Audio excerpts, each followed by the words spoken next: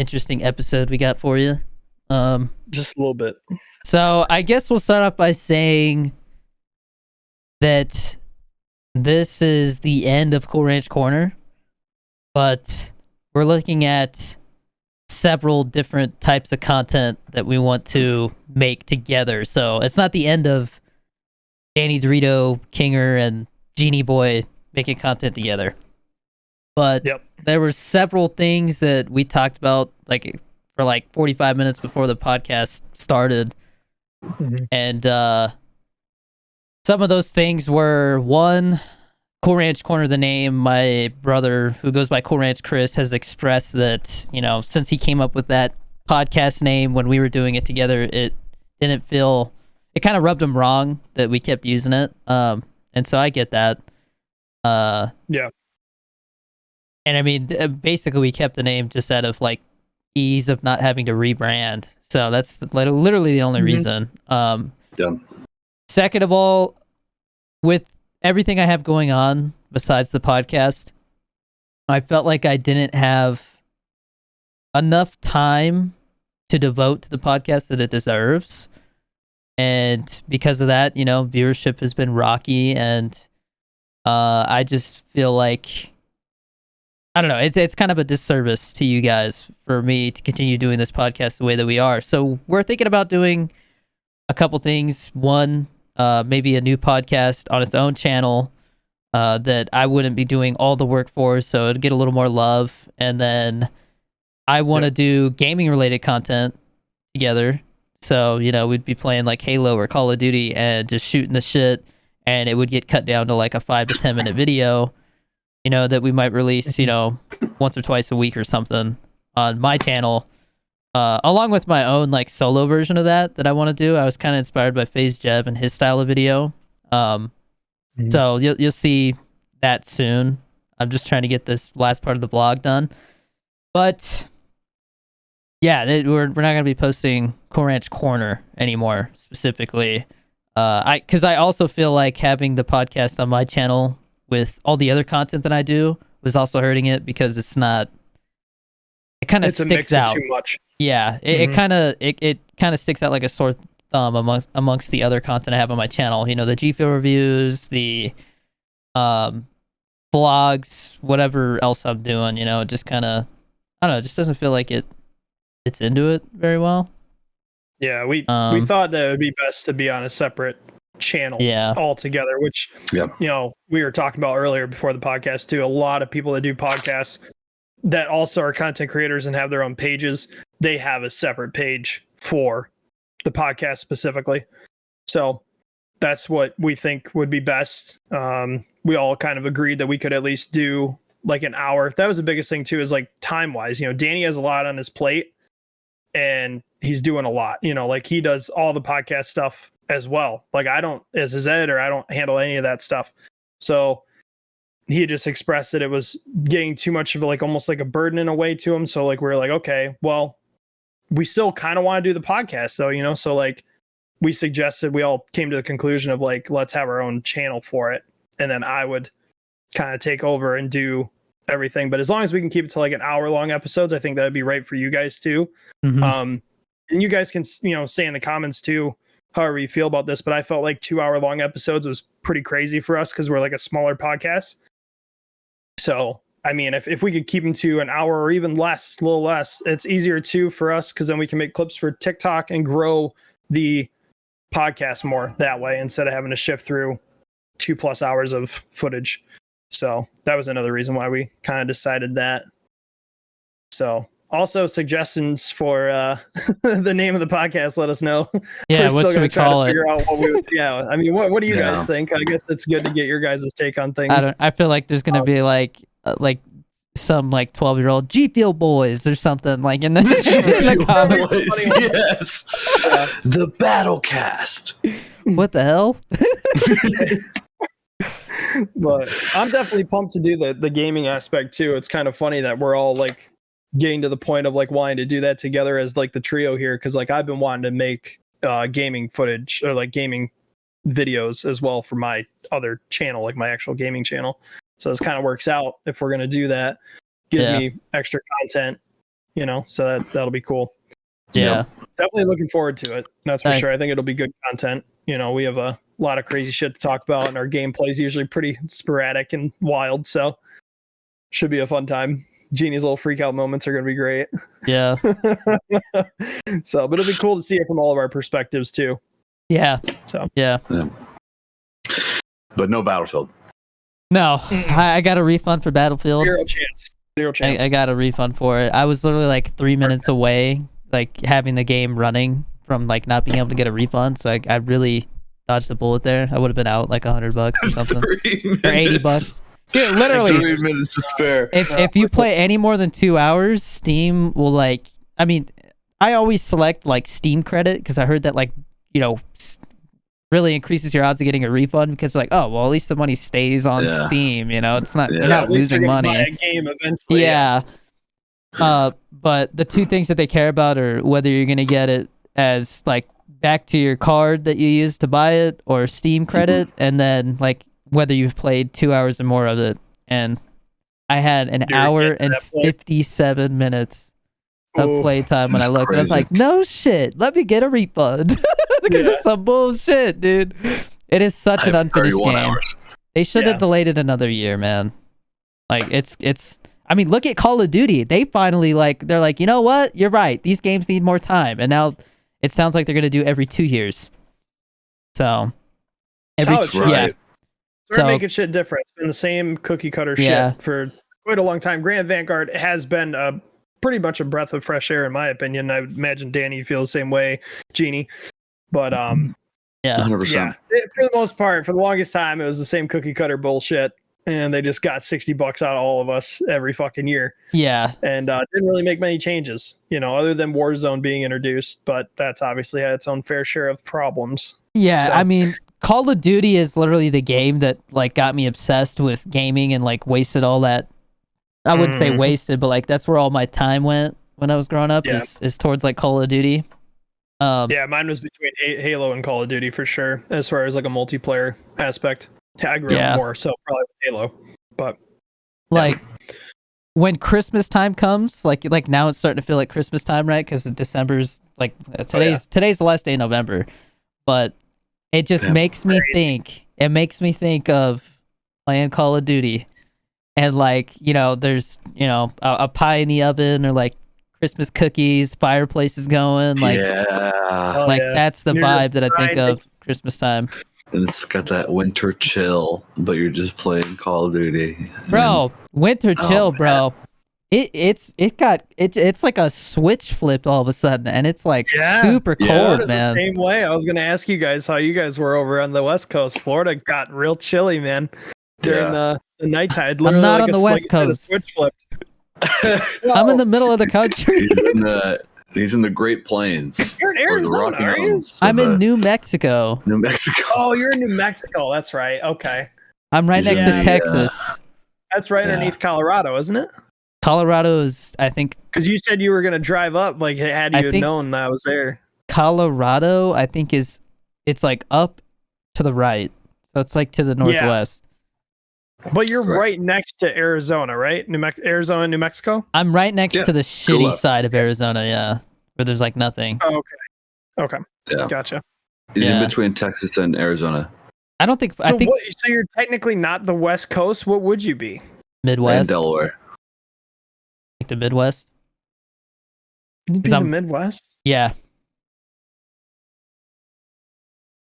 Michigan. It's like it's the middle of the country. And it's the middle of on the west side of the country. Middle southwest? There was no water nearby. I'm not on the coast. Yeah. The nearest beach is like a 20-hour drive. I don't know. It's just weird because like Michigan's the Midwest. So it's like... Yeah, I'm pretty sure if I went straight up, I would either hit Michigan or the state next to it. Now I gotta look up a fucking map. You got me all confused. I haven't looked at geography in a I mean, Midwest I'll be honest, man. Like, more... New Mexico is one of those states that like nobody even talked about until Breaking Bad. So, right, that's true. Nah, bro, Oh no, it's a little farther over. That's more you like are right below Colorado. That's though. Great Lakes. I was right on that. Okay, I am below Colorado. I was thinking of Utah. Yeah. So below Colorado. And then you'd hit Wyoming and Montana if you were to go straight north. You have to hike a ways to get to. I forget about those states. I'm gonna be honest. Montana and the Dakotas. Wyoming. That's like the Great Plains out there. We need to go. Let's put a circle around this. Do we need this? But I am like in like the middle of the U.S. I'm like barely in the middle, but it's considered like the Midwest, I believe. Who's blowing up Discord? I hate that, dude. That sound haunts me in my sleep. Which one? What the that Discord? No, dude, it drives me. Oh insane. yeah. And I swear I mute all the channels, and then there's one that just comes up, and then it's like spam, spam, spam. So sorry, it's just distracting. Good. So what do we want to talk about? Because there's a couple topics I can think of. So I think they just had a news drop for Warzone, bro. The Pacific map. Yeah, I saw that little like Caldera. 1 minute video. Isn't that supposed to come out first week of December? That comes out in a week, yeah. So it's like tomorrow. It's unfortunately dropping like the same time as Dying Light 2. That's why I was irritated earlier. I remember that now. I haven't heard any buzz around Dying Light 2, to be honest. I feel like that game's like 5 years too late. No, I'm glad they took the time to work on it. Well, I thought the reason why it took so long to do it is because there was a lot of like switching, like what studio was working on it and stuff like that. And I think they scrapped all of it at one point. I don't know the depth of all that. It's been in development hell. I hope and pray that it's amazing because the first one was so much fun.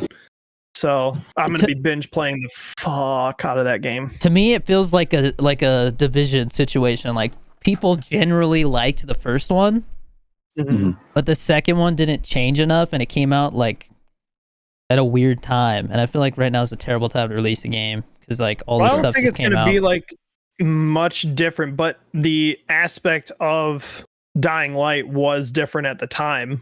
I mean, it was pretty much a step up above Dead Island. Oh, come on, dude. Did G Fuel really just announce 2 flavors? Oh, jeez. I can't keep up. It's too much. We got so many flavors every day. Knocking this shit out as it comes in. We've been doing pretty damn good about getting the shit out. So Jingle Juice, and Sugar Plum. 2 Christmas flavors. Jingle Juice. Okay, I'm gonna take a look at it because there's a wait list, and usually they have a description. I want a gingerbread flavor. Jingle Juice sounds adult. I don't know. I don't vibe well with me. I'll show you some Jingle Juice. Okay. Oh god! I could have said. Oh, and it comes out, dude. It comes out. They come out like a day after the Summit flavor. So Jingle Juice. It's got Santa's face on it. Oh, it's another reskin of Kiwi Strawberry. It's just it's a reskin of Kiwi Strawberry. Last year it was Ugly Sweater. I already have the flavor. So, and I'm not a huge kiwi fan when it comes to G Fuel. I think that's why I don't like Tropical Rain. Because I looked at the flavor profile today, and I was like, oh, there's kiwi in there. I think that's the aftertaste I don't like. Let's take a look. What's Sugar Plum? I feel like that could be a reskin as well. It kind of looks like Blue Ice, to be honest. Like the tub. Hang on, it's loading. Dude, I'm on the Wi-Fi. Why is this taking so long? What am I, back in 2005? Dial-up internet. Need that 30 meg upload speed, right, Genie? Bro, I was laughing my ass off. So funny. Oh yeah, thank you. That stream was so wild, dude. That fucking clutch win that Genie Kid got, that was insane. Like I came in right at like the best time. You guys were just finishing that match, and I joined the stream and clipped that shit. Like, it's so sick. I gotta respond to his text. I keep forgetting to respond. He wants me to like edit that clip with him, but yeah, that was insane. Yeah, that needs to be a TikTok. That was one of the most clutch dubs I've seen. Like he got so lucky that kid in the back had no health. Otherwise, he'd been shot up because he had the multiple shots on him from the back already. Yeah. So Sugar Plum looks like it's actually a new flavor. It's the sweet fruity candy taste, which is very vague. But the other one's kiwi strawberry. Sugar plum. Okay. I really liked Miami Nights. I really like it. It's good, right? It's good. Yeah. I finally tried orange vibe and milk, dude. Woohoo! Fire. Bro. Absolutely fire. If orange creamsicle to a T. If I wasn't trying to get shredded and not have like an oily ass face, I'd be drinking orange vibe and milk all the time. Yeah. I thought it was crazy. You always said like you break out, and then I just recently started drinking like cow's milk again, just like because like my mom got stuff for cooking for Thanksgiving. I never drink cow's milk. It's normally almond milk. I've been getting zits. It's like it's a combination between the lactose and then the hormones. And so I get that Fairlife milk, and so there's two issues with that. Yeah, I was gonna ask you what's the issue with Fairlife, because you had said in the video, like I know some people have their views about that. I'm like, I've never heard of Fairlife in my life. So Fairlife is a I guess like a brand that's owned by Coca-Cola, and there's like I guess there was a huge scandal that happened. Like, dude, I don't know why they made it. Like there was a couple issues about it. One, it looked like they were using illegal immigrants as workers. And they were abusing the cows. Like, they were straight up, like, beating the shit out of them and stuff. For, like, no reason while they're working with them. Like, being overly rough with them just because, like, they hate life. And, like, they're taking it out on the cows. That happened years back. But I feel like because it was Coca-Cola, it turned into, like, a hush-hush, under-the-table, like, they got paid off and shit. But people still remember that. And so when they went, like, I made a TikTok, and people were like, is that Fairlife milk? Don't use Fairlife milk. Boycott Fairlife milk and all that stuff. And I'm like... I don't know what's going. I don't know what's going on with the. Hop on that shit immediately. It's like, how do you guys know this shit? So the way I looked at it though was like it wasn't necessarily Fairlife the brand who's responsible, but whoever's like overseeing the farms and hiring the workers. Right.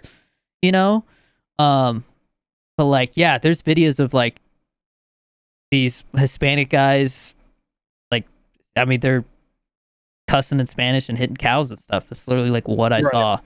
And I don't know. I forgot where these farms are at. I can't remember.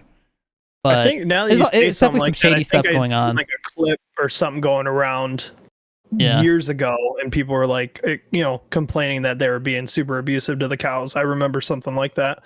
I just never put two and two together with like Fairlife as the name or whatever.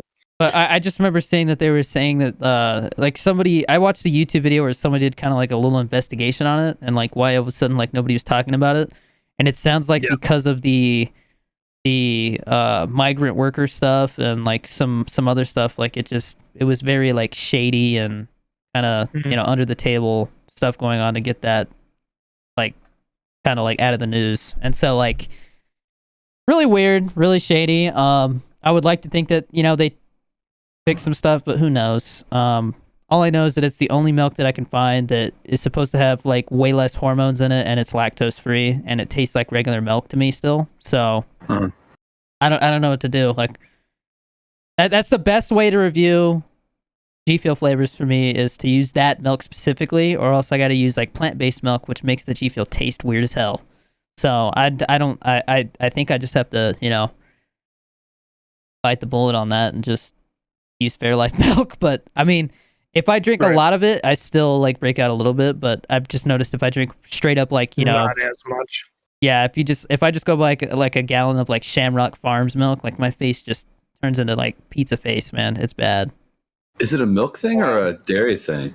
It has to do with the lactose and the hormones like together. Like they just cause my skin to be really oily. And I looked it up, and they say that like a huge amount of the population has that issue.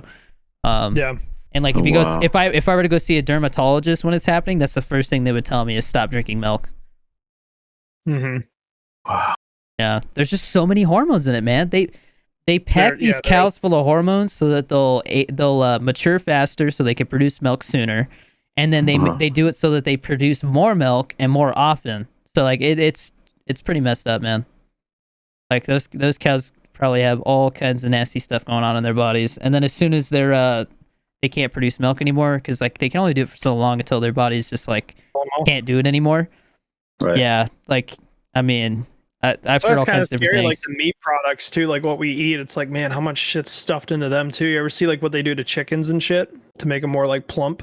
Yeah, like all that, yeah, with all kinds of shit. It's like we're eating. Yeah, that's it's so scary. There was that documentary that came out on Netflix, I think. I can't remember what it was called, but it was. I think I know what you're talking about. Everybody was saying it's like vegan propaganda or something, right? Because like it was just shitting on the meat industry.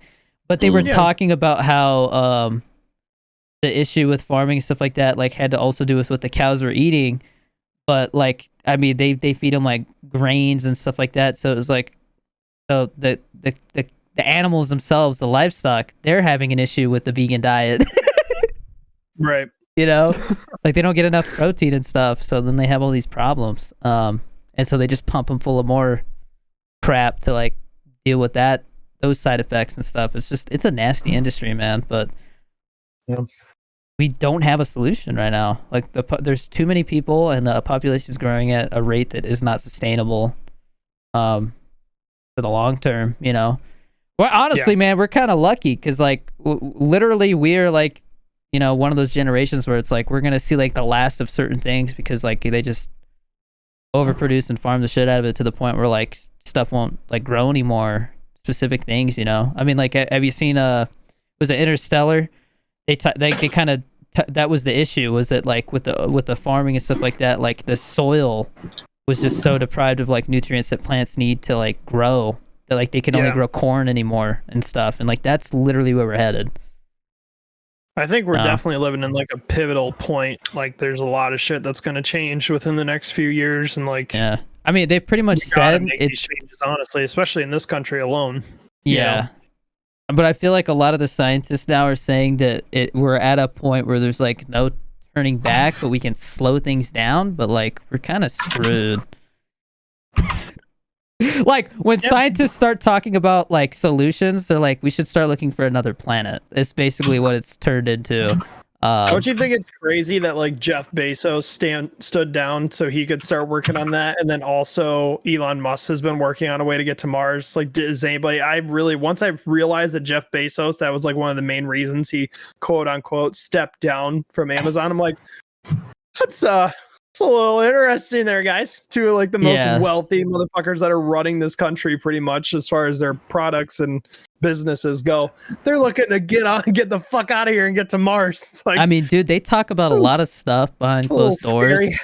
You know, like stuff that like they don't want the public to know because it would cause like panic. You know, if they were like, we have like 80 years left before the planet is like hurting for resources, and like you can't even like make gasoline for everybody's cars anymore. Like, I'm out.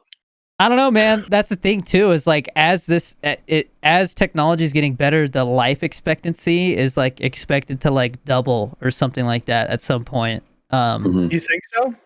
I don't know if it'll happen in our lifetime, but like, I mean, they've already been able to like de-age mice, and like that's huge.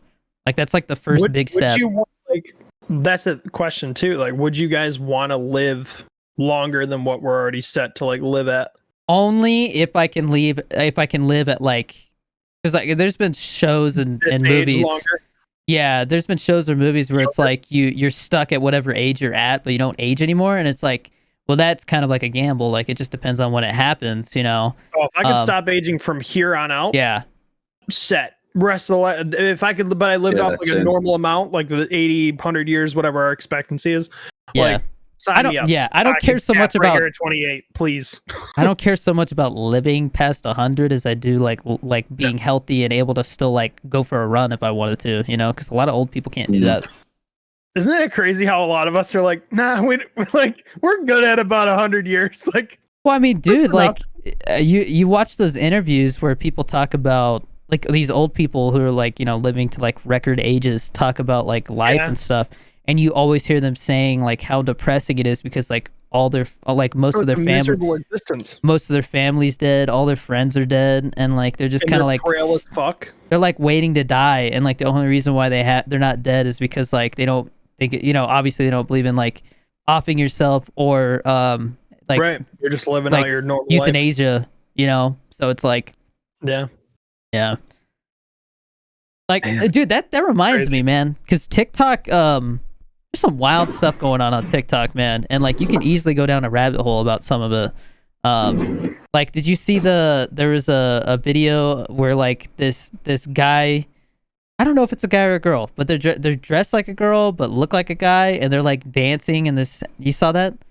I haven't looked into it too much. Shack, like the scary place. Do you guys follow the guy that is like older? He has the gray beard, his hair's slicked back, and he's just like looks like a fucking Viking, damn near. I mean, that sounds like a couple dozen people I've seen on TikTok. But he's like one of the guys that mainly talks about all the crazy shit that's going on and tells them like how fucked up they are. He puts these people on blast, and he's actually like the reason why a lot of people find out who these people are. Like if they're being Karens or if they're being racist and all this stuff, he puts them on blast, and usually like they lose their jobs and like all kinds of shit happens to them. Yeah. He's very notorious. I just seen a video where he was talking about the guy that dresses up as a woman. He doesn't consider himself trans though. I went to his page and he says 30-something-year-old male. Yeah. I saw a lot of conflicting stuff. Has been dressing up since I was a kid.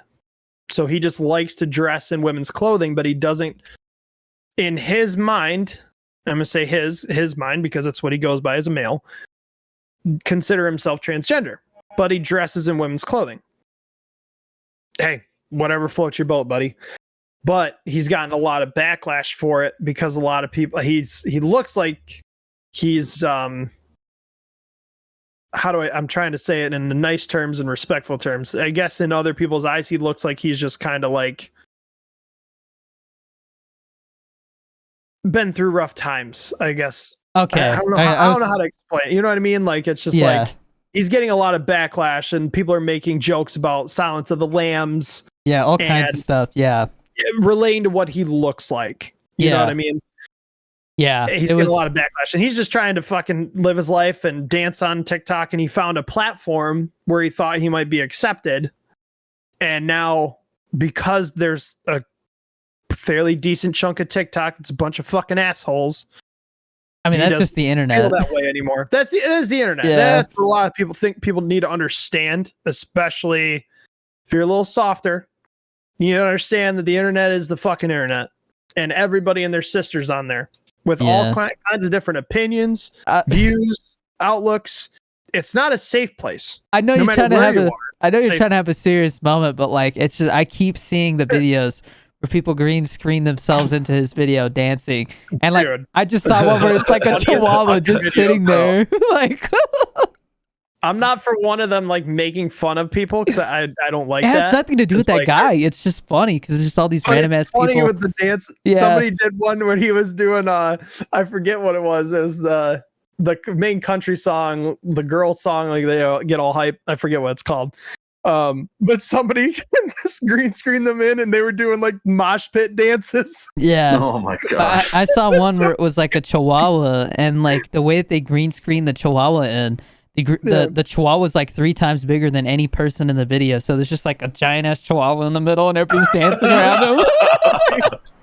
No, dude, I want to learn how to green screen shit so bad. Like, actually clip around like an object and green screen it in, because like a lot of the green screens effects I use for Danny I find on YouTube, because I don't know how to fucking go around and clip all that shit, but I would love to, because there's so many videos I would love to add in as green screen keys, but I just don't know how to like go around the figure.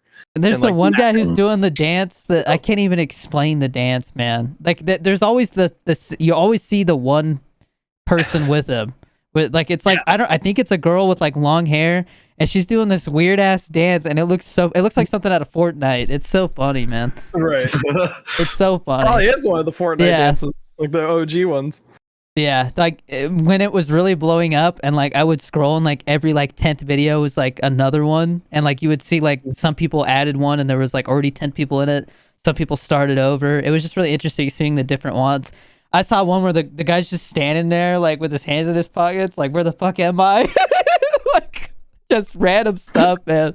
And that song, yeah, it's funny. But I was also gonna say, I saw, I forgot why I brought it up, because I was gonna bring that up and then I thought of that one. What were we talking about before I brought that up? Like get like go down a rabbit hole on TikTok because there's like a lot of like dark shit. Yeah, there was a couple. I can't remember which video specifically I was thinking about, but there's like a lot of crazy shit going on TikTok too.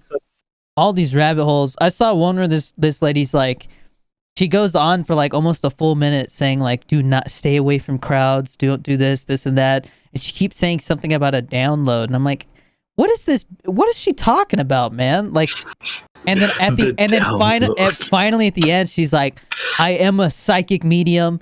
Please don't like take it seriously. This, and I'm like, oh, okay, but like it's because she goes on like it's one of those like impending doom ones, you know, where it's like, oh, what is she talking about, you know, and then you get to the end, you're like, oh, it's just some crazy person.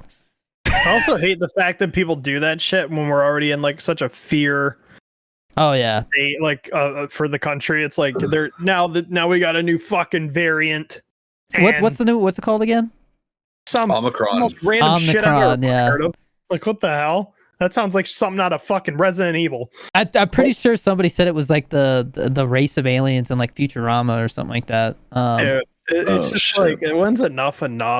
Like, it was just a school shooting at Michigan. Yeah, I was gonna bring that up. I was just waiting for the time because I'm from there, so I was waiting for a moment to transition to that.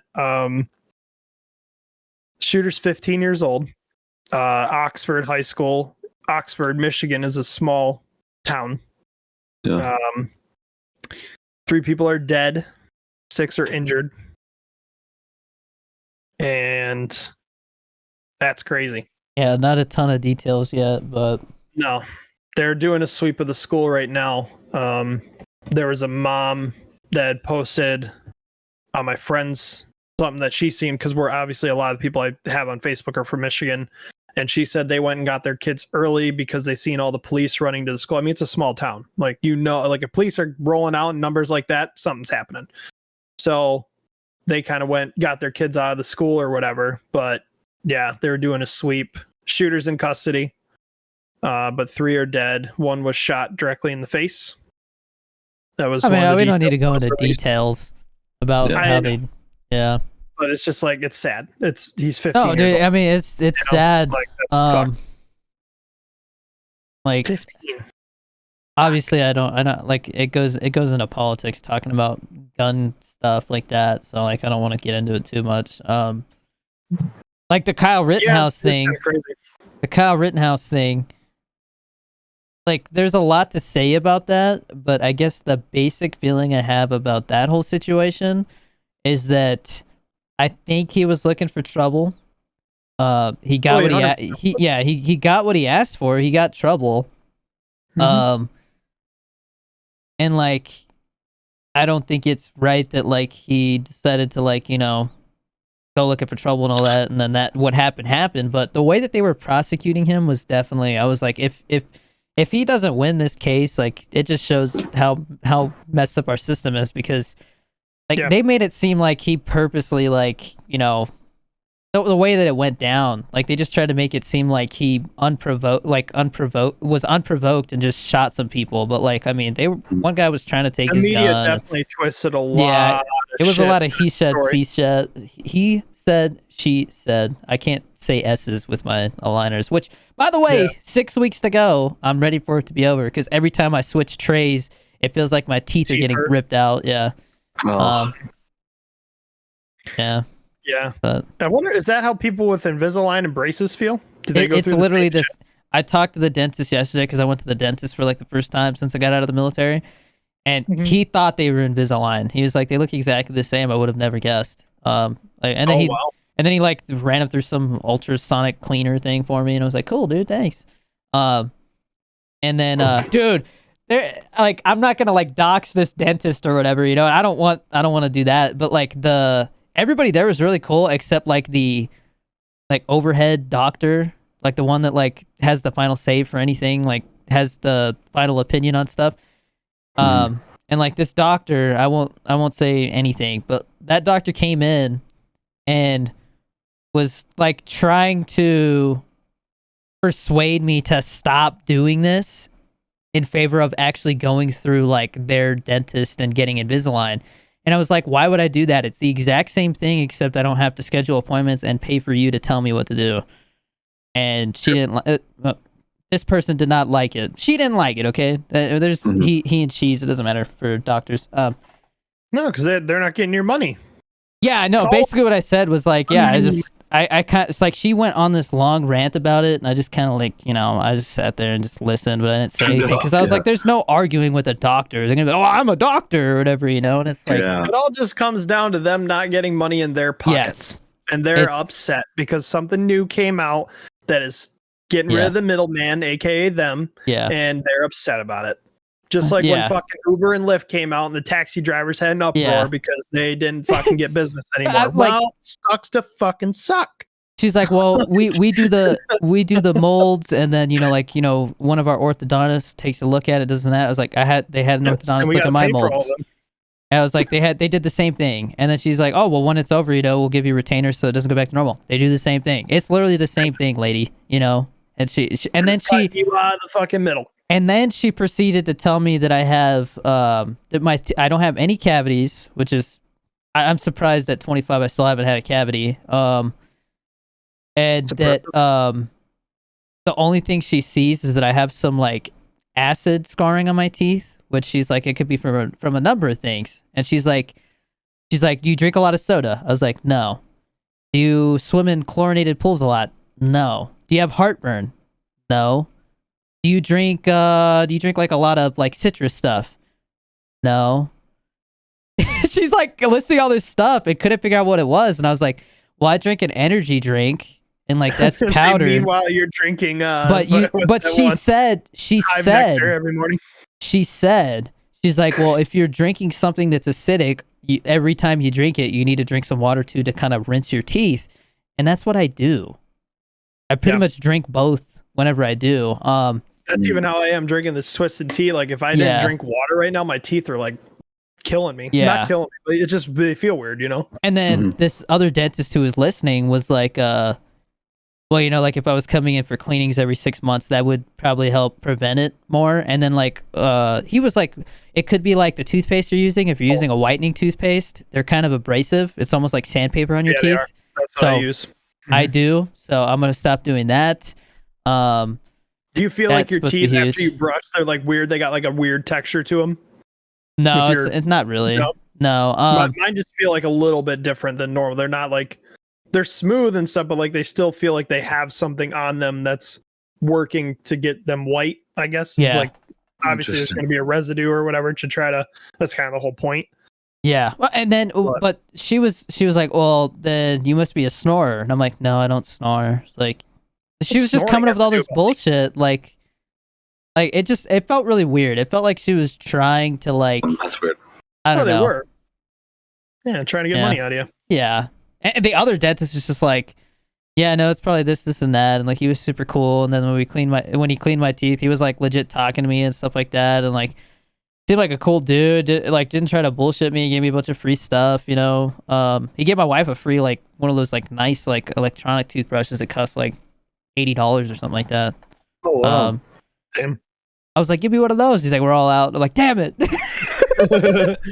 But he was super cool, and it was funny because when I was filling out like the little questionnaire thing that they give you, like if you're like a brand new patient, I was going down the list of like all this like they're like, do you have any of these like issues, and like or like if you have done any of this stuff in the past. And like the first thing was alcoholism, but for some reason I just read it as alcohol, like alcohol use or whatever, like something, because like in the military they'll be like, do you like when you go to the dentist in the military, they're like, do you drink alcohol? Do you smoke tobacco? Do you use tobacco products? Stuff like that.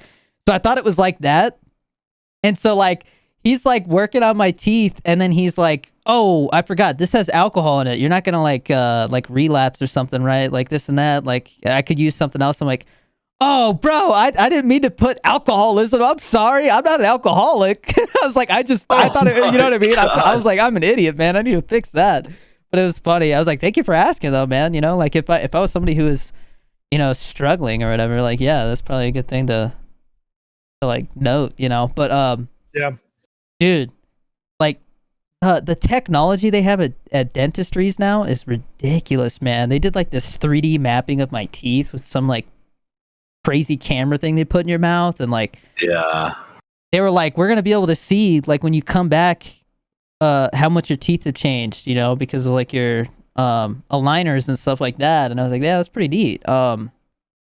But not only that, when they were like, because you know how they like scrape your teeth to get like the plaque and like stuff like off, right? Every time you go get them cleaned, he put like some kind of like I don't think it was Novocaine, but like whatever kind of like numbing stuff. He didn't like inject it. He just put it around my gums.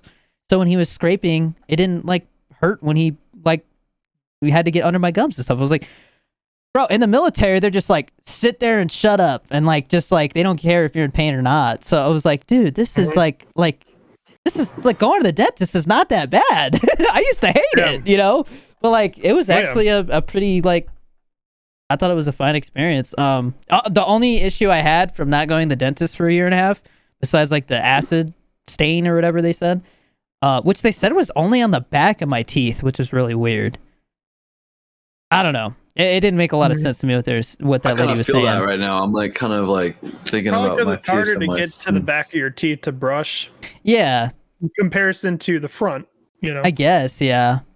I just feel like if it was an acid issue, it would maybe not as bad on the front of my teeth, but I feel like it wouldn't only be on the back.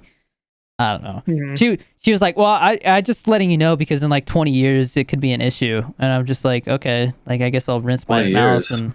What'll happen in 20 years?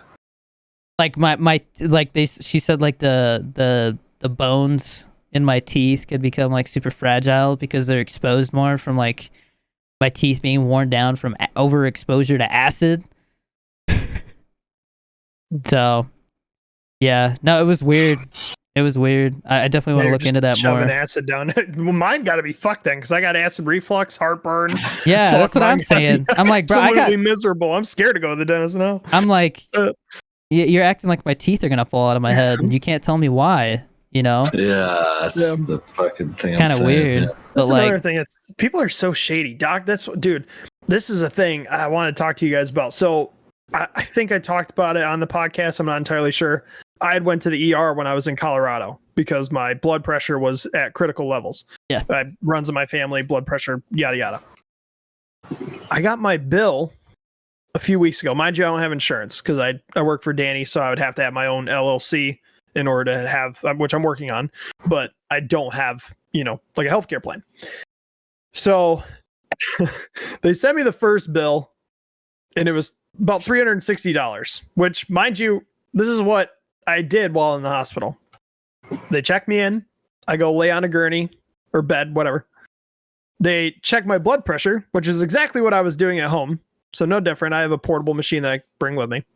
Mm-hmm. All they did, nothing else. Didn't do anything else. Run tests, nothing. Blood work, nothing. They then, after a while, they just told me to like chill out and like relax in the bed. So I did that. And they monitored the blood pressure over and over again, Relax. They finally come in and they give me 2 pills. One was for anxiety, one was for blood pressure. Oh, sorry. My buddy's trying to call me when I'm doing a podcast. I don't know. He can see that I'm in a call. Yeah. Like on Discord? Yeah. Hold on. Stop calling me, bitch. Anyway, sorry. So all they did, monitor my blood pressure. I laid in a bed, right? They gave me 2 pills, one for anxiety, one for blood pressure. Okay.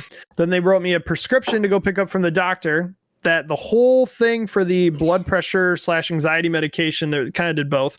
That was in like a, capsule or whatever, or like you get a prescription of 20 pills or whatever it is. Cost me $22, no insurance. So they only gave me one of those at the hospital. I get the bill, $360, which is insane because like they literally did nothing. I had went in to an urgent care. Now, granted, this was an ER, I believe, that I went to in Colorado, and I went to an urgent care when I was in Michigan, because I had kidney stones last year. So it got to the point where I thought something might be wrong with my kidneys, so I wanted to go in and get checked. They did urine samples and like all kinds of other tests, right? And then my bill was roughly about the same. So I'm like, damn, why is my bill so expensive? Now, granted, ER and urgent care like differ, but then yesterday I get another one from them, like another letter. Open up the first one. I'm like, oh yeah, $360 normal. That's like the bill. And I move the next sheet because there's a big stack of papers underneath. Move the next sheet. There's another bill, a second one for over $900. I said, in what world did me laying on a gurney for less than an hour and you giving me 2 pills that clearly didn't cost much, even without insurance? I got a whole thing of them for $22. How in the world does that cost me $1,200+? Yeah, man. Like, this is why people don't go to the doctor anymore. They tough it out. They do home remedies. They just tough it out and fucking might die instead of going to the doctor because the bills are so ungodly. Almost $1,200 for what I just dealt with, and like that's like so minimal in comparison to what actually can happen in a hospital, right? Like, yeah, to lay there, test my blood pressure on a machine that's probably been bought and paid for 15 years ago, and then give me 2 pills that clearly didn't cost that much. $1,200 they want from me. It's you fucking thought. Yeah. I remember I got my hand x-rayed, right? Yeah. Because I had like an injury that happened when I was in the military, and like they called it a crushing injury because my fingers like totally could have got like crushed. And luckily, since my hands are kind of small, that didn't happen. I just had like some swelling and like inflamed joints and stuff. But they're like, all right, and then we're just gonna send this out for a second opinion. And I'm like, what do you need a second opinion for? I can I can see it myself and see that nothing's broken, dude. It's not rocket science, like, Yeah. And he's like, all right, fine, we won't do that. I was like, yeah, because I don't want to pay for it. And I know the military, the military doesn't, like, sometimes they won't pay for a second opinion and stuff because you don't need it. And sure enough, they fucking sent it anyways. And they were like, they wanted me to pay like $250 just for somebody to go, yep, nothing broken. Which I can tell myself. They're like, nah, bro, I told you not to. So there you go. Yeah, no, I called them and I was like, look, if you want to sit on the phone and talk to the military or the VA about it, like, go for it. But like, I'm not paying this, and I don't think they are either. And I said specifically, do not want a second opinion. Like, there was no reason to send that. Like, that's on you guys. So somebody, Dr. So-and-so can pay the bill. I told them not to do it. And so they like left me alone because I was military. But like, they scam people, man. Straight up scam people. Well, another thing too, if a lot of people don't know, if you ever go to the ER, or I believe in urgent care as well, it works, and you get a bill in the mail, call them and ask for an itemized receipt, because out of all the bills I've ever received from an ER or urgent care, they're never itemized. So that means that they can literally go through whatever process they want and send you whatever bill amount that they want. So that $1,200 bill, technically, that I got, because they're two separate, we'll combine them. If I were to call them and be like, send me an itemized receipt, guarantee that bill drops to like $120, maybe even less, maybe a little bit more. Is that what you did? No, I haven't, because you're going to. I might. Oh, you're gonna pay $900. Yeah, definitely not paying. I'm definitely not paying that. So my wife used to work in insurance. I'm trying to figure out. She used to work in insurance claims at a hospital, and she was like, she said herself, she's like, people would call and be like, why aren't you paying for this and that? And she'll be like, well, like, your plan says this and everything, but they like did stuff that like has nothing to do with that. Like, that you need to talk to the hospital because they're charging you for stuff that they shouldn't, like.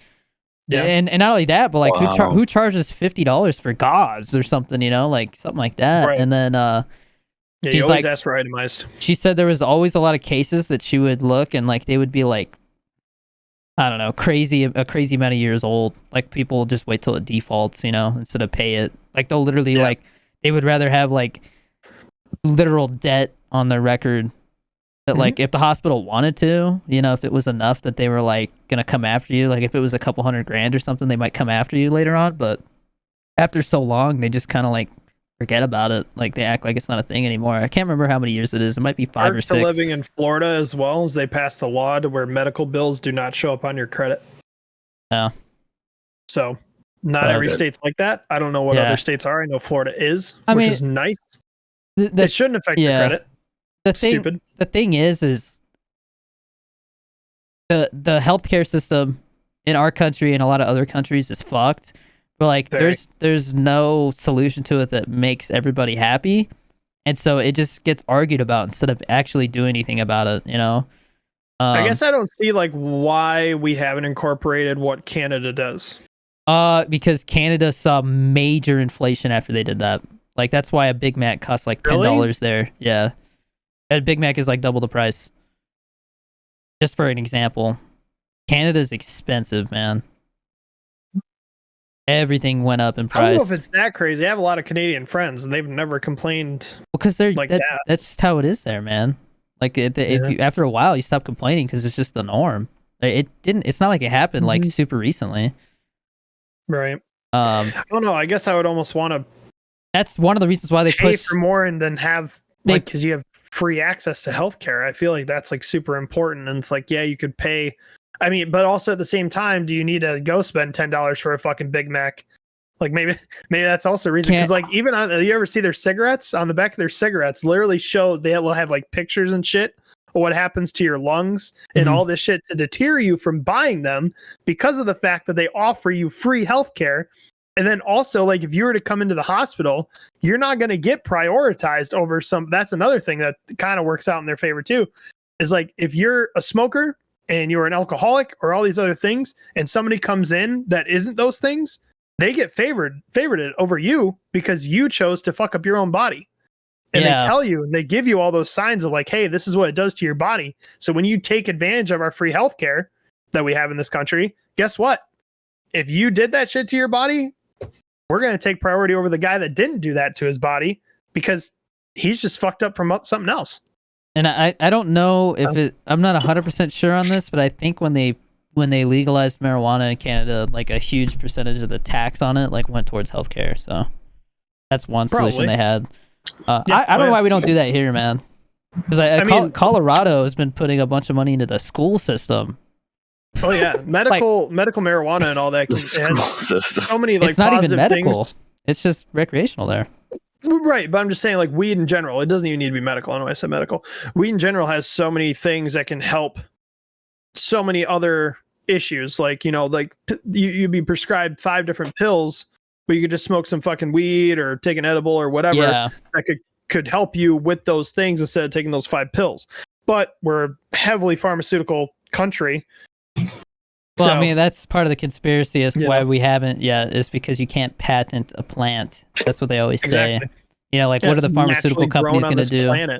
Because, dude, like, look, if it was between having to take, like, a highly addictive pain pill to get through radiation every day, as opposed to just, like, smoking weed all the time to deal with which also helps with your, like, you know, your, the nausea and stuff like that too. Like it helps a bunch of stuff besides just pain.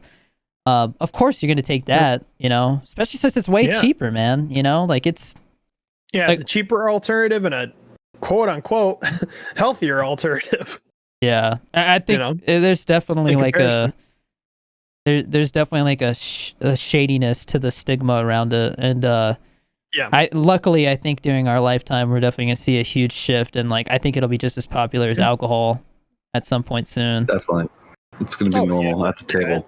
It's already. I've honestly thought about just quitting alcohol altogether and just being like, I don't want it. I'm in the same boat. I think I might do it. Just say screw it. I don't need it. It doesn't do anything good for me. I've contemplated doing 2022 sober. I mean, I got what's it called? I got a little tipsy when I went to visit for Halloween. Me and my brother-in-law had some drinks, and I feel like I drank a lot of water, so I was fine, but he was like, I'm not drinking the rest of the time you're here. He's like, because that was a mistake. I mean, because like we're like, all right, we'll go get like, dude, like this is literally the conversation we had. We went and got like firewood, and then we were like, let's get some beer. Like we're like, go get beer and firewood, and like so like we stop at like a 7-Eleven, right? And we look at the beer, and it was like a 12-pack of 12-ounce cans for like $10 or $12, whatever it was. And then it was like an extra 50 cents. 50 cents, that's it, for the 16-ounce cans. So it was like an extra 3 beers for 50 cents when you do the math, right? And so like, of course we're going to take that. And we're like, all right, we'll have like 2 or 3 and then we'll save the rest for like tomorrow or the day after. We finished the whole damn thing.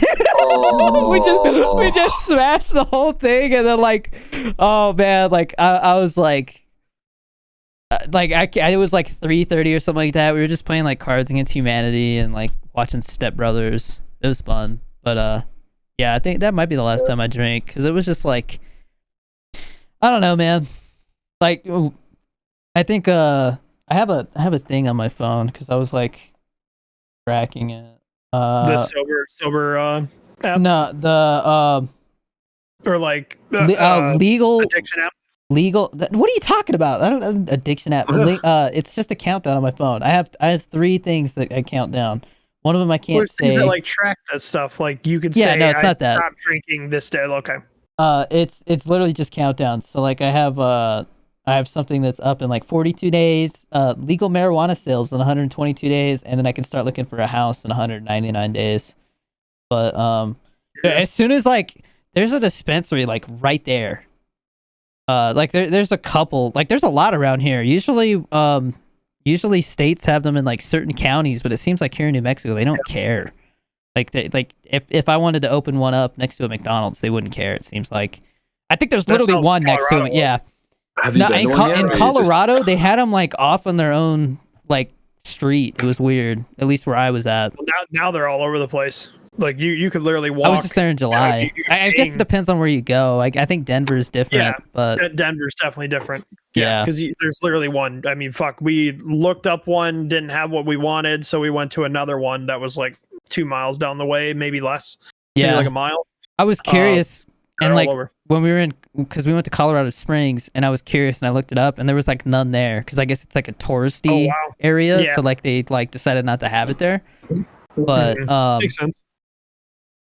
All I'm saying though is like it's literally the difference between like, I mean, what, like a 6-pack is like $8-9, and like that's probably, I mean, depending on how much you drink, like for me, it's like if I'm gonna grab a 6-pack, I'm probably gonna finish a 6-pack. That's just always been my mentality. You know, it's like the perfect amount. It really is. So like a $9 6-pack, which is good for like one day, or one of those like marijuana vape pens that I've seen. That is like, it'll literally last you like, depending on how much you smoke it. $40 cartridge and could last the whole month if you wanted to, or more. More than like 1 to 2 months, depending on how much you smoke. At my rate, it would probably be like 2 or 3 because I can't be high all the time. I'm too busy like working on stuff. Like I'm gonna do an audition just like stoned. Yeah, the last few times worth a shot if you're working out high. Maybe you can work high. The last few times I drank, I had a rough time. So I was just like, one of the last ones I went out with my friends. It'd been a long time, went out with my buddy Logan, and everything was going good. Like we were hanging out with girls and stuff. He was hanging out with like his girl he's talking to, and she brought out like girlfriends and stuff. And then we were having a good time at the bar, dancing, hanging, doing whatever. And then all of a sudden a light switch went off for me and I blacked the fuck out. And I don't remember leaving the bar. I mean, don't they have a, is there a term for like blacking out on marijuana? Isn't that a thing? I don't think so. I could have sworn there's a name. I don't know if it's blacking out. Like I think they have a different term for it, but it's just for like brown out. Like, what is brown out? Is that we call brown out like when you remember some parts of the night, but you black. That's right. So like you're not fully blacked out. Yeah. I think with marijuana, you can get too high and then you have like a really bad time dilation where like you can't feel like how long it's been, and so like that could lead to like sitting there doing nothing for like 30 minutes, which is not good for anybody. You could definitely do it. I guess like that's similar stare at a wall. Out, But what the I thing think is crazy. What I was gonna say is the thing is like I'm pretty sure that could happen, and then like the next day you wouldn't feel anything. You know what I mean? You're completely fine. Yeah. Go about your day. Whereas with alcohol, you get blackout drunk the next day. You're gonna feel it. You're gonna feel like shit, and like your diet goes to shit. You ain't going to the gym. Like, yep. Dude, blacking out's crazy to me because like this is the thing. A light switch went off when I was still out in public at the club. I was out. I was in autopilot. Lights on. Nobody's fucking home. Yeah. I'm gone. That's what's terrifying, because I could have done anything that night. Grant, I'm in good company. You know, one of my best friends, Logan, he's a firefighter and paramedic, so like I'm good.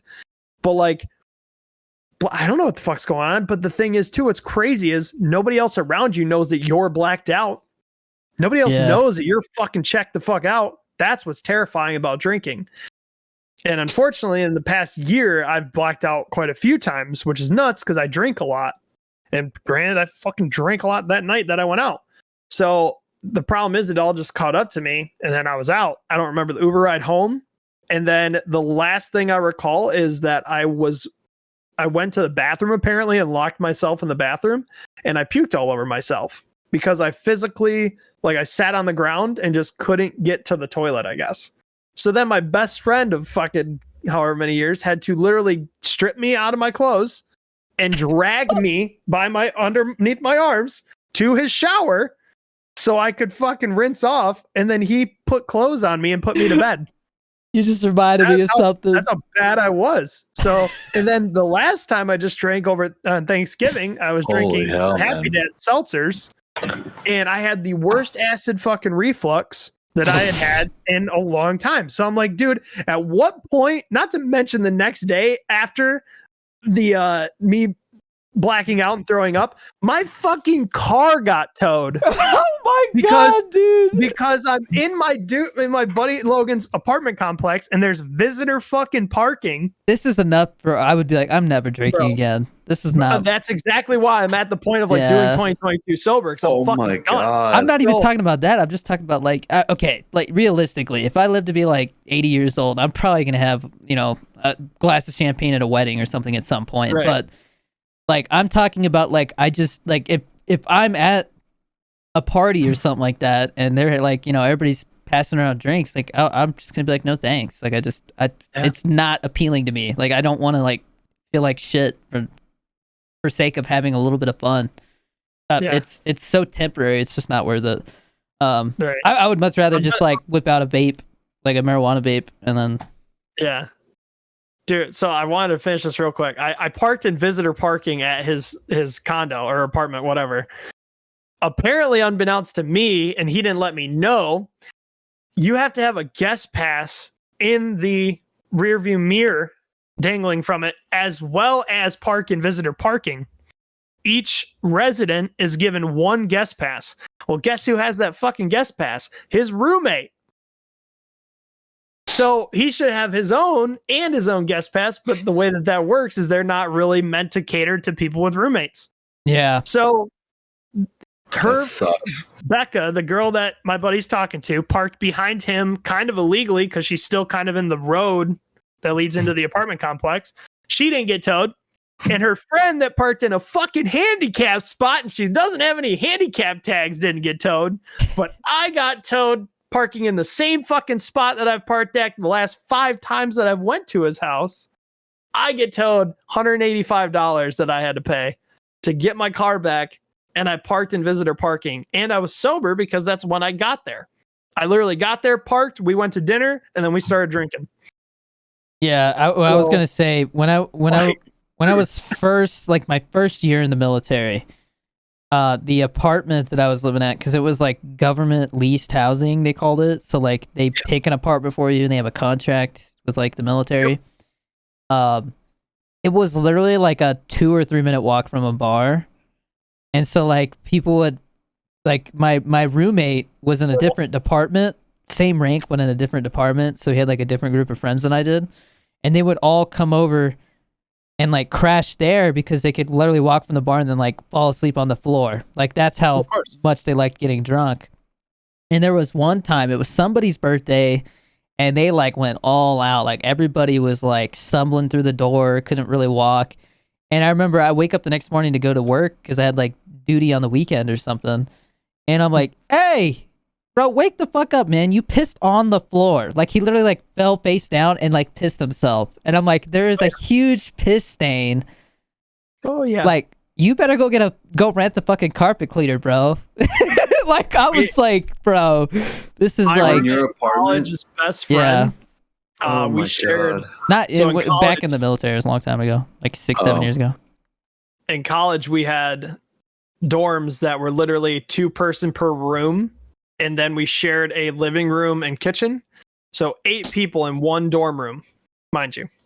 Well, obviously we all have friends outside of that. So my roommate in particular, his friend came over and he had went out and people were day drinking. I guess this was like a Friday or Saturday, I think. And somebody had apple pie moonshine. And I don't know if you guys know moonshine, but that shit's fucking potent and will get you hammered very quickly. Yeah. So he drank, somebody had a half gallon of apple pie moonshine. A half gallon? God damn. Gallon in this big jug. And he had drank a lot of it. Apple pie, I think it's full of sugar too. Oh, God. Of course, he stumbles back to our fucking place and he's like incoherent. Everything, he's fucked up. So we sit him on the couch, we kind of all go to our rooms, and then all of a sudden we hear him throwing up. Not only did he throw up when we all come out from our rooms, he pissed himself.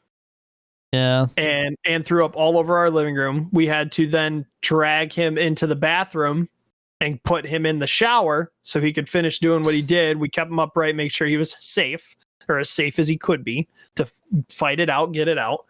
But we then had to get every cleaning product on that we had and scrubbed our carpet. Granted, the carpet's like old ass, like thin ass, just it's enough to be carpet, basically tile carpet. You know what I mean? Like it's just thin. I had to scrub that all out. But man, when you piss yourself, you are fucked up. Like you probably should have went to the hospital if you piss yourself from being intoxicated. Like you probably have alcohol poisoning. That, even like me throwing up, like I can count on my one hand how many times I've thrown up from alcohol in my 28 years. Yeah, I agree. Yeah. I probably, and even my buddy Logan, who's a paramedic and firefighter, was like, dude, do you want me to call my boys? Because like I fucking will. Like I was unresponsive. I was throwing up profusely. Like I was bad. And I just like hadn't drank in a while, but like I was like, man, I'm Irish as fuck. Like I drink a lot, and I did drink a lot, to be fair, but I'm like, it just hit me in a way that hadn't hit me in years. Yeah, my 21st birthday. It was very fluke. My 21st birthday, I was like waiting for the Uber, like coming in and out of it, and the only time I was like coming out of it when I was like throwing up, and I was just like sitting on the sidewalk throwing up in my lap. I was so drunk, bro. I was like, and like, God, dude. Just imagine the brain cells I killed that night, man. Jesus. Yeah. I never got to tell you guys the time because this is after I joined the podcast, but my buddy Tyler got married this year back in July, but in May we had his bachelor party in Nashville. First fucking night, I get plowed. Absolutely hammered. Plowed? I don't know if that's the right word, you want to... What? Okay, you guys might take. We say plowed over here, okay? Like plowed. That's how it is. Yeah. I'm like, bro, what happened to you? I got plowed and I loved it. I loved everything. Like we don't. It's like, hey man, you want to go to the bar and get piped? Oh fuck! See, y'all over there over on the West Coast, so we got a different lingo, okay? What kind of lingo you got? Plowed. Me and the boys are gonna get plowed. Hammered, like you don't get plowed. Like you guys are fucked. Anyways, people just say get hammered or get fucked up, man. That's like all they say. Or slizzard. So plowed. Damn, bro. So apparently, my dumbass, I was drinking Dana White, the owner of the UFC's whiskey, Howlerhead whiskey. It's a banana infused whiskey. It's really fucking good. But we were all taking shots. We were out with the boys, the bachelor party. We're all going hard as fuck. And I decided to, in the first time, in the longest time, because I'm normally a vodka drinker. I used to be a major whiskey guy, Jameson. I decided to drink whiskey the rest of the night. And apparently I turned into a UFC fighter myself. I wanted to fight everybody I fucking saw. Man. And my boys, I'm blacked out at this point. My boys had to, unfortunately, deal with that. But it never ended up being anything. It was more so me just talking shit to the boys. Like I wasn't actually like trying to start an issue with anybody. So that was cool. But then we go to the strip club. I don't remember the strip club because I was blacked out. I leave my fucking car keys at the strip club because they fell out of my pocket while you're getting plowed. Yeah. That's your thing, man. His is the biscuits. Yours is getting plowed. Baby. Let's go. Shit. Oh my god, dude.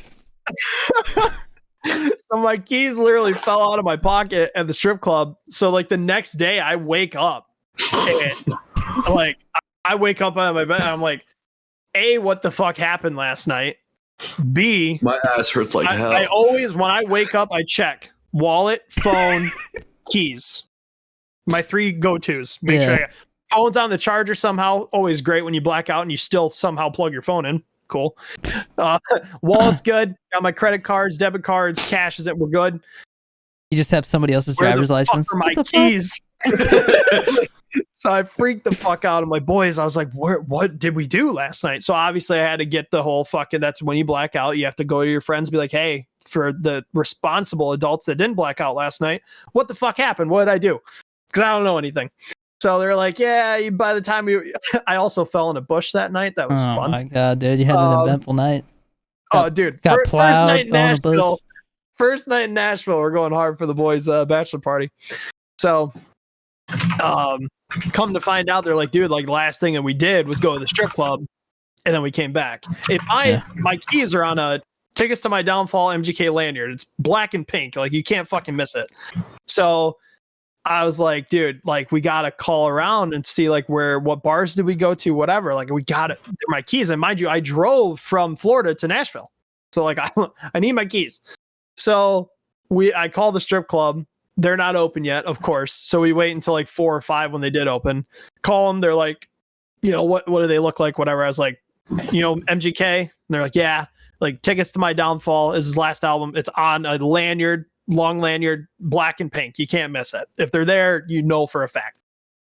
She goes to the office, searches for him. Thank God finds him. So then we have to awkwardly drive up to the fucking strip club in the middle of the day and be like, hey, like need GTA. My keys. Dude, it was so funny. And then like chick ended up being cool as fuck. And then side note, it was random, but they had a mechanical penis that you could ride. So you did get plowed in the strip club. And guess what they named it? Kyle. Because this guy brought up oh my God. Like hole punisher, because Kyle's known for punching holes in walls. They named it Kyle. The strippers at the club named it Kyle. Oh man. Funny. My name's Kyle. We should probably wrap it up. Crazy story. But what a way to wrap it up. Yeah, you punched a hole in the wall.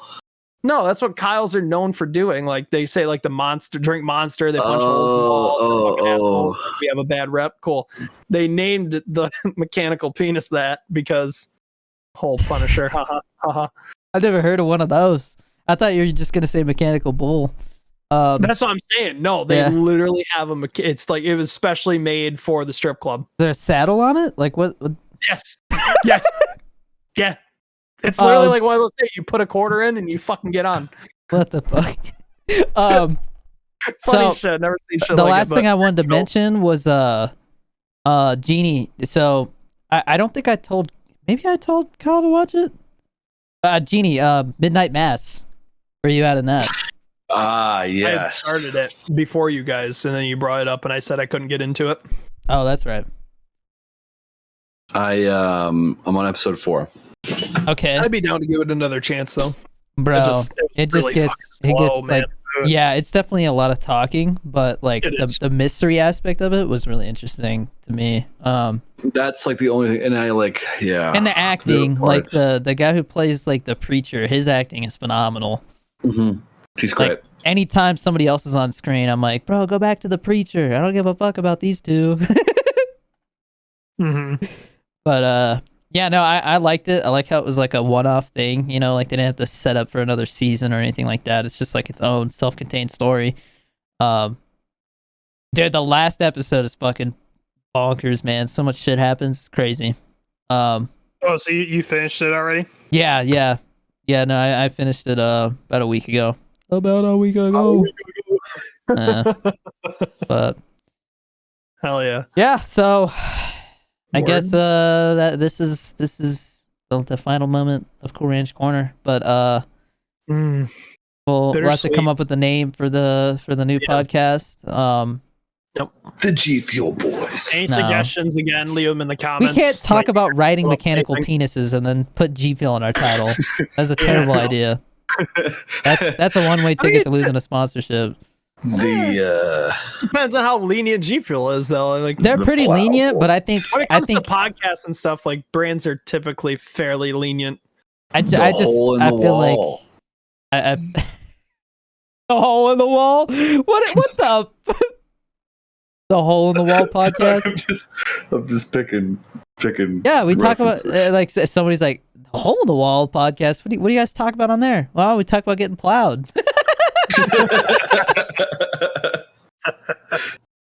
Bro, I mean, I'm telling you, East Coast and West Coast. I got some East Coast buddies. I'm gonna ask them and get back to you because I just that might just be a Florida thing, man. No, like I'm from Michigan. Like we call that shit in Michigan too. Like, I mean, people in Michigan are just as crazy for wanting to live there. It's so goddamn cold. Yeah, and all we ever do is fucking drink. It's probably why I had the issue that I had for the longest time. I was never an alcoholic, but man, I could put down some fucking alcohol. But it's like that's all we did. Like growing up, like a movie theater was 30 minutes away, and a mall was 30 minutes away. And anything to do for fun was over 30 minutes away. So we just fucking got hammered at somebody's house, played beer pong. And either of you guys get tickets to Spider-Man? No, I didn't. No, I got tickets for not the opening day, but the day after. It's those sites. Like I saw how fucked up the sites were, and I was like, yeah, no. I go see as many people. I want to know if like Toby and them are in it for sure. They're for sure in it. I would bet money on it. I would literally bet like $1,000 on it. They're in it. How is that even going to play out? Like now there's going to be multiple Spider-Mans? Like, it's just this one movie, and they're setting up the Sinister Six that Sony's doing and stuff. And then like it's kind of like interesting because like they said there's another trilogy that they're going to make, but like they were really like weird about how they worded it. Is this a standalone movie or is it tie in at all to any of the other ones? It's the end of the trilogy that includes Homecoming and Far From Home. Okay. It's the Home trilogy.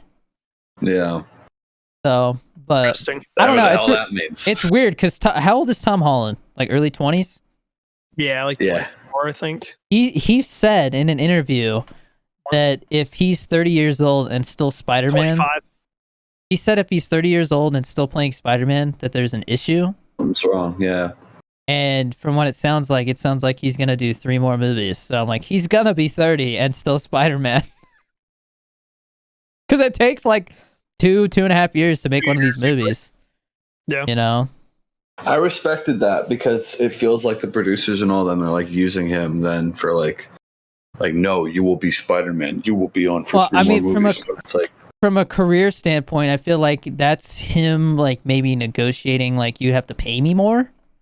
But at the same time, like you can see how a lot of actors play one specific character. I mean, no offense to Robert Downey Jr. I love Robert Downey Jr., but you can kind of see how like he's trying to move on from the Iron Man image and it's not really working. Yeah. I mean, that's the problem too. It's like once you get known for a role and have multiple movies as that person, it's like you're just kind of known as that. I read Matthew McConaughey's book, and he said that he got trapped in the whole rom-com genre. Mm-hmm. Like literally, like he would get like 200 scripts. Not you mentioned genres too, yeah. Yeah, he would get like 200 scripts sent to him, you know, and like maybe one of them or like 5 of those would not be a rom-com, but he wouldn't care for them. And then so he was like, he told his agent, and his agent was like, "No, what are you doing?" Because obviously, if he doesn't like make money, the agent's not making money. And so like he was like, "No more rom-coms. I don't want to do rom-coms anymore." Like it's getting. He's like in a way he had done like 6 or 7 rom-coms in a row to the point where like it was easy to play that type of character, you know? Right. And so he's like, I want to challenge myself, so I want to do something different. And he said it was like 1.5 years or 2 years, maybe even 3. No, I think it was 1.5 years or 2 years, where he turned down every single script because all they wanted to do was rom-coms. And all of a sudden, one day, started getting different stuff offered to him. Deals. And then so like he started doing different types of movies, and then I mean, it's crazy because like it seems like every time he had something like that happen, like he just kind of like took a break and thought about it. And I feel like a lot of actors seem like it's one of those things where you're either the type of person who feels like it doesn't matter how much money you make, it's never enough, or you're the type of person who is like, I've got enough money to kind of like be okay for like 5 years and still live the way that I do. But hopefully something happens before then, so I don't, end up starting from square one, basically. And so for me, it's like I'm fortunate enough that I have this the content creation stuff. So if I go do like a role here and there and make a little bit of money, like I was talking to a buddy, I went and got coffee with another actor buddy, and I'll try to keep this short so we can wrap it up. But he was talking about how he's early on, and like he can see how like with my content creation stuff, like that's gonna help me a lot. Like he of course, like he hears people say stuff like, oh yeah, that one guy, like that guy's gonna like probably do really well because of his like TikTok following and stuff.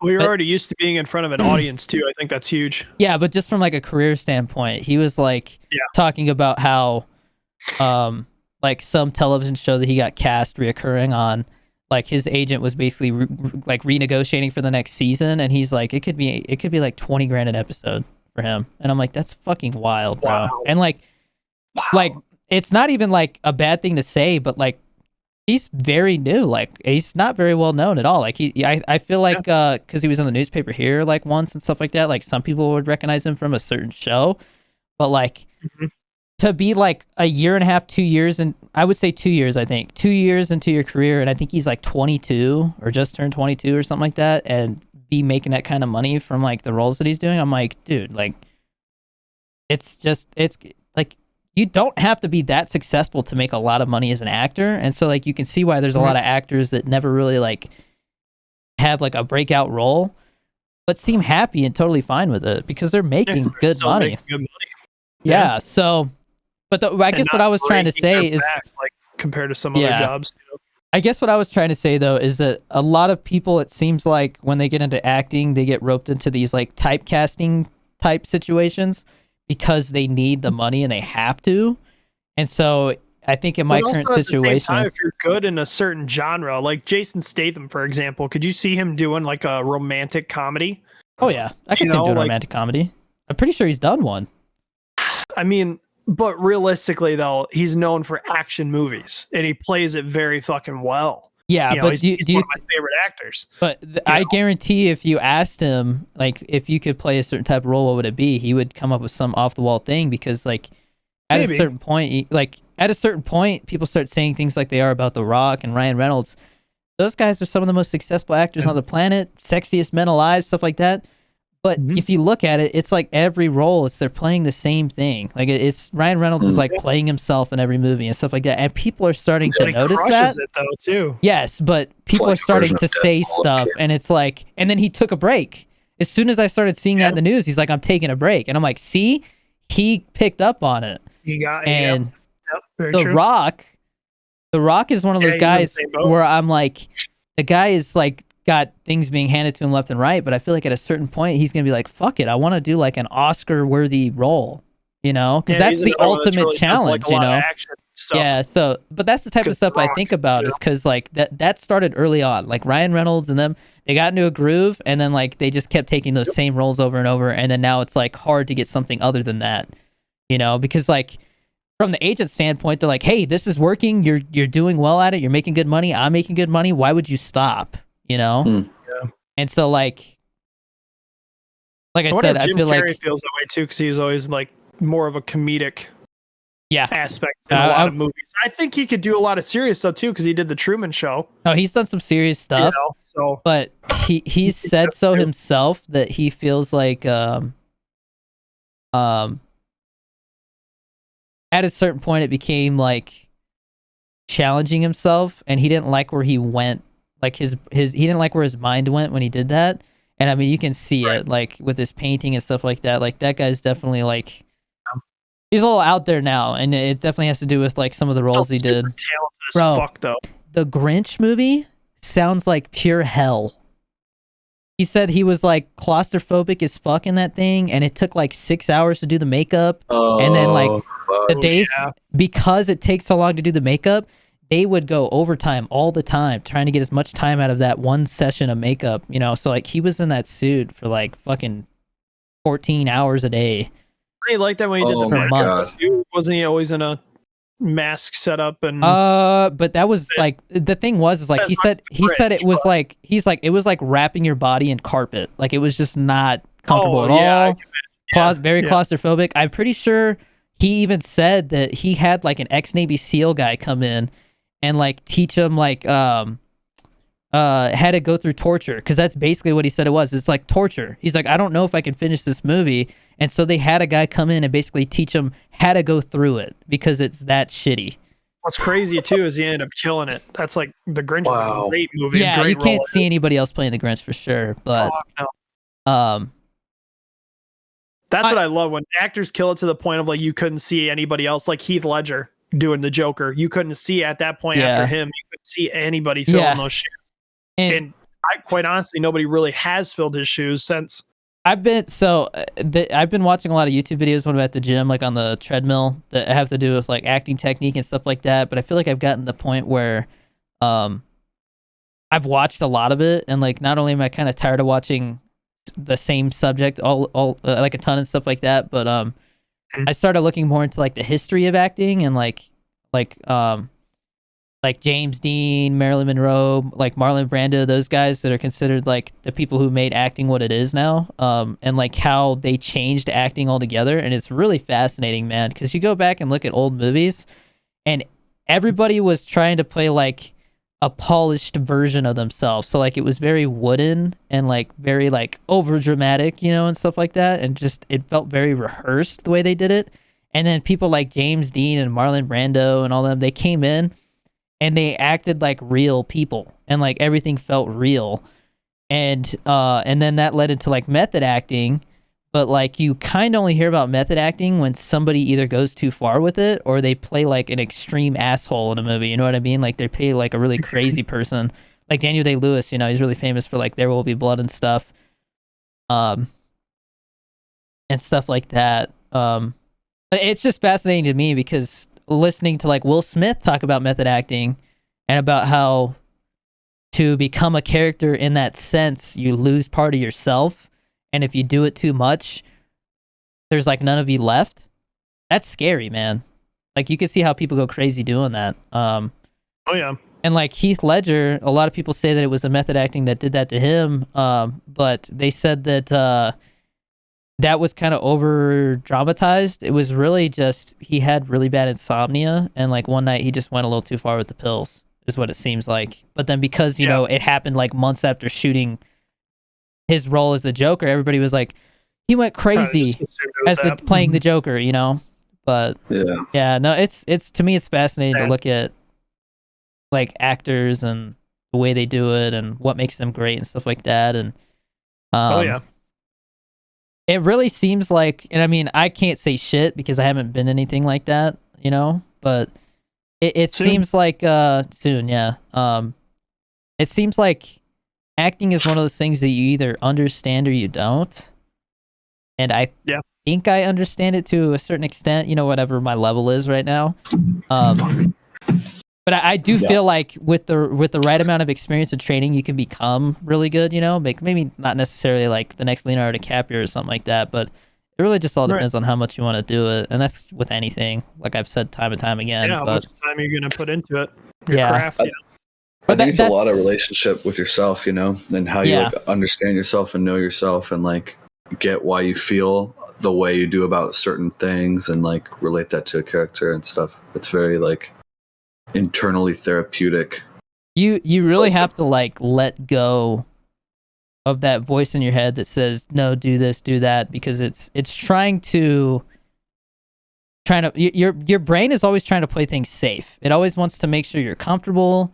And like as soon as something stresses you out, it's like, let's run from it. You know what I mean? Like and so like when I've talked to people in my acting class, like, you know, while we're acting and stuff like that, it's always like they're too much in their head, or like that sounded stupid to them and this and that. And it's like, that's all just yourself. Like, it's all self-doubt and like being afraid of doing the wrong thing. But if you think about it, in movies, like, you're watching people, like, movies are interesting because it's people doing the wrong thing and then facing the consequences and having to fix it. Like, that's just stories in general. It's all, that's a conflict and problem solving. That's why we like watching stuff, Like, if Walter White in Breaking Bad had that one run-in with like the cartel and like been like, oh, I'm never doing that again, like, the show would have sucked after that. You know what I mean? But he continuously kept making the selfish and greedy wrong decisions until he spiraled to the point where like people started dying that he cared about. And like, so you have to get comfortable being wrong and being embarrassed and looking like an idiot and that stuff. That's a huge scary thing to face. It's like kind of facing your fears in a way. Yeah, I feel it though, man, because like I'll talk to people in public and like it's interesting because like they always want to know like what do I do for a living or something like that, because it's like, I don't know, I feel like I carry myself differently after the military and after learning, like, taking acting classes and learning certain techniques and stuff. It's definitely and with the content creation, being on camera and stuff like that all the time, I definitely feel like it's I guess I have more of a feeling of like not really giving a fuck what people think, like if I walk through a door and trip and fart or something like that, like I would be like, that's really embarrassing, but I would just be like, excuse me, I'm human, what am I gonna do about it? I can't, like, know who I am? I can't go back in time and not trip and fart, just gotta move on, laugh at it and move on, Yeah. Oh, Chipotle, man, sorry, and move on. Yeah. Like, dude, I wish I had this type of confidence and like, I don't know what the word is for it, like being comfortable in my own skin. I wish I had that when I was in school, man. Because when I was growing up in school, and I think that's just a part of growing up is learning that, but like you care so much about what people think and like going up in front of the class and presenting a project and saying something stupid, and then like you go sit down after your presentation like, I'm such a dumbass. I repeated myself so much. I sound so stupid. Like you're like, I beat myself up so much in school, man, about stuff like that. Dude, I relate to that so strongly, and I think it's just like a matter of just like satisfying yourself and like being like, you know what, I am the person I want to be, and I'm going to be even better than I already am. You know what I mean? It's just like, it's a self-mastery thing. Yeah. I mean, you're just giving yourself unnecessary stress. Yeah. And that's not good stress. Yep. Like there's good stress and bad stress, and I would consider that bad stress. Good stress is stress that challenges you and helps you grow. Beating yourself up is not going to help you grow. That's just going to make you more scared to take risks. What helps me is like, it's kind of like like my girlfriend says it's a negative way of thinking, but like this is just like natural for how I think. But like the analogy you said in class, like the kids that would go up and knock it out of the park and like just have this unending confidence in school and just be like the masters of everything, tend to be now, from what I saw, like the kids that I would fear are those people who have now become what I was in school, except in their adult life, where it's like, not confident, kind of stuck in the same place, not really doing anything, walking into rooms and like tripping and farting would like be the end of the world. But like, I'm never gonna live this down. Yeah, exactly. And you're gonna call me fart boy. Yeah.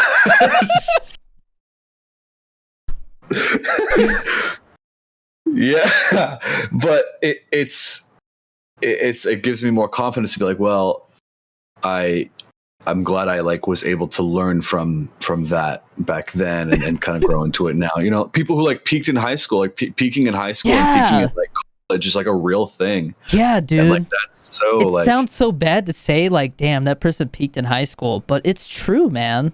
Like some people just, as soon as like the leash gets taken off and like your parents are like, all right, now go into the world and like do things, it's like Some people just don't know what to do when somebody's not telling them what to do, or it's not as simple as just like pleasing people and like making people laugh in class. Like as soon as it turns into like actually having to like, I don't know, like work at a store and somebody comes in and is like, oh, this gas pump doesn't work, and having to like communicate with that person like what you're gonna do about it and how like it's not your fault and stuff. Like some people can't do that, man. They're just like, where's the manager? You know, like have a panic attack about it because they just like they don't know how to like talk to people normal. You know, or like they're worried about saying something stupid or their boss getting mad for them saying the wrong thing. You know, but that, I mean, it's just like anything else. Confidence comes with repetition, man. You gotta just get out of your comfort zone. And I still have moments where I get nervous. Don't get me wrong. I'm not like an expert or anything like that. If somebody was like, hey man, you're gonna go do this little one line with Leonardo DiCaprio, I would shit a brick. You know what I mean? Like if somebody told me I had to go like say a line in a scene with like some big actor, I would be like, holy shit, man. Like what if I fuck up? And then like they're always gonna remember is that one guy who said like, you know, this bullshit line and couldn't even do that right, you know? Like it's scary, bro. Like it's all relative. When you grow up, I feel like it's you kind of realize like what you really, really care about. And it's like, if you were to be on that set with DiCaprio or in like that kind of environment where acting or something you truly care about, like artistically, is not at stake, but just, you know, in the spotlight, it's very that kind of confidence thing comes back, I feel like, from school. But like there is moments where like when you break through that, you just become so much better. Like me, like I get in the average environment, like so in high school, if I was to go to like a party or something or like be in a social setting, I just couldn't handle myself and I would just be like very awkward and very silent and shit. Now it's like the average social circle, I'm just like fine and I'm chilling in. But that new scare thing is like elite LA people that are like, oh, you have managers, and like they're all like gossiping about like celebrities and shit that they know personally, and like I won't name names, but like I was sitting around this bonfire and someone was like talking about like Kathleen or something, George Lucas's daughter. I don't remember her name, but they were just like talking on like first name basis. I was like, wait, oh, they're talking about George Lucas's daughter. Oh yeah, because they're like best friends and they're hanging out. Oh yeah, and they're like texting. Oh yeah, of course. No, that's normal.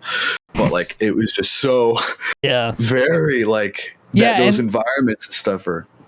Yeah, I get that. No, especially with like the film and TV industry. Like, I mean, Kyle, it's no joke, man. Like you could literally be like, oh, I want to be a production assistant. Next thing you know, you could be on a set in a couple months with like some big ass actors, and like you're like, it's so weird to be around somebody that you know is like famous to an extent, you know, like you're like like that person, like people care about what that person does and says all the time, you know, like it's weird to be in the presence of somebody like that. Like Joe Rogan, like being like a foot away from Joe Rogan, I'm like, this is just like surreal, bro, you know, like he does, like to me, I'm just another face in this crowd, but like it's so weird. Everybody here is like losing their minds because they're like, Joe Rogan is right there, you know, like that feeling is weird. It's weird. That's why it's all hanging around MGK and NF. Yeah. NF's a little bit different because like I grew up with him, but even MGK though, I've been around for over a decade with him too, and seeing his growth and everything, and it's always still cool to be around him, you know. Yeah. I mean, like the way I look at it is, on a set, you have to kind of just treat it like, you know, you might be excited because like, you know, there's this big like Will Smith's there, but at the same time, it's just another day at work for everybody else. You got to remember that. And him too. Yeah, they're just normal people, honestly, at the end of the day. Yeah. They just have a lot more money than you. I was going to say earlier, I was laughing to myself because I was like, if I had this type of confidence in school and somebody laughed at me tripping and farting, I'd be like, hey, you better watch it or I'll go fart in your mom's face or something like that, you know? Like it would be a completely different story, but... you know, but like back then I would just be like, fucking put my hood on and fucking hide. You know, like so embarrassed. Right. Like, dude, in school it would be like you get out of your chair the wrong way and it makes like a weird like rub, like you rub your seat, it makes a weird like almost fart noise and everybody's looking at you like, did he fart? And I'm like, god damn it. Yes. It's just a chair, I swear. Oh my god. You're like texting your mom, come pick me up. Bro. Everybody thinks I shit myself. Oh my God. I'd be in those moments all the time, like sitting in booths at restaurants where like, depending on the person, like it won't matter. But like, there's been some moments where like I'll be moving and then it's just like that. Or like, I can't make the sound, it's weird. It's like almost a fart noise, but not really. But like if somebody just hears it, like it kind of sounds like it for a second. Like that's how it registers in their head. Was that a fart? Like. Yeah, like a high frequency toot. Like it happens at TikToks all the time. I'll see these TikToks and I'll be like, why is this viral? And then like at the end, there's this weird noise and it kind of sounds like a fart. And all the comments are like, yo, did he bust ass? Like that's why it's going viral. It's because there was a noise while he was putting his phone down and it sounded like a fart. Or like this guy was like mixing. This guy was like, this sounded like a fart for sure.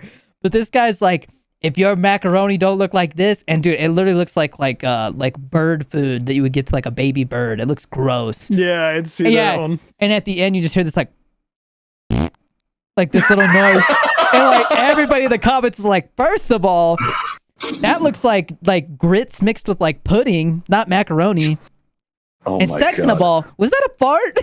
Like that's the comments. But yeah, it's crazy, so man. We care so much about what people think, but everybody just cares about themselves at the end of the day. Everybody's in their own little world. Yeah. That's the biggest like shell shock. What you did is like nothing to them after like 4 minutes. Yeah. Dude, that was like whatever's in the moment, then they're like, yeah, whatever. I got other shit I gotta do. But like you could do something like you could trip and fart, right? And then next time you see those people, you're like, they gotta remember that fart thing. And they don't. That's the thing. Yeah. Like unless you like joke about it again, they probably don't remember it, Yeah. Like the 72-hour rule. They have their own tripping and farting moment that they're worrying about, I'm sure. So it's just like kind of fucked up. Realizing that. Yeah. But like I feel like when everyone like acknowledges that and you're like everything's okay, like everything's fine, that's when it's like we're in best versions of ourselves. But there's a book that I read that was kind of all about that whole concept. It was, I think it was The Subtle Art of Not Giving a Fuck. I think that was the book. That's a really good book. A good one. And then I think I listened to so many people were like summing up the book and like on YouTube they're just like, here's like breaking it down so like you can like basically read, like it's like you read the book but in like 20-30 minutes. The author did his own version of that. And so like every once in a while I'll listen to that and it'll remind me of stuff like that. And then it's like, oh yeah, like you just got to get out of your own head. And then like life is like 10 times better because you spend way less time worrying about shit and actually doing shit that matters, That's huge. So, but I like how we said we were going to wrap it up like an hour ago. I just looked and I'm like, fuck dude, an hour and 40 minutes, but it's the last episode. So well, going out with a bang. Talking about the title of Cool Ranch Corner, at least. Yeah. The last episode, but we'll figure something out and get everything else rolling again. Give us some name suggestions in the comments. Yeah. I know there's like a dozen people that I hear every once in a while. They're like, hey, when's the next episode? Or I love the episodes, this and that. So I apologize if there's like a small hiatus, but I promise it's not going to be like Creators Unite where it just kind of disappears all of a sudden. We're going to try and do something, and if it works, it works. If it doesn't, I mean, hopefully the whole gameplay content thing that we're talking about doing where we just kind of shoot the shit while we're playing video games is successful. So if you guys have any suggestions as well as like what you'd want us to talk about on the podcast too, I mean, give us ideas for that too.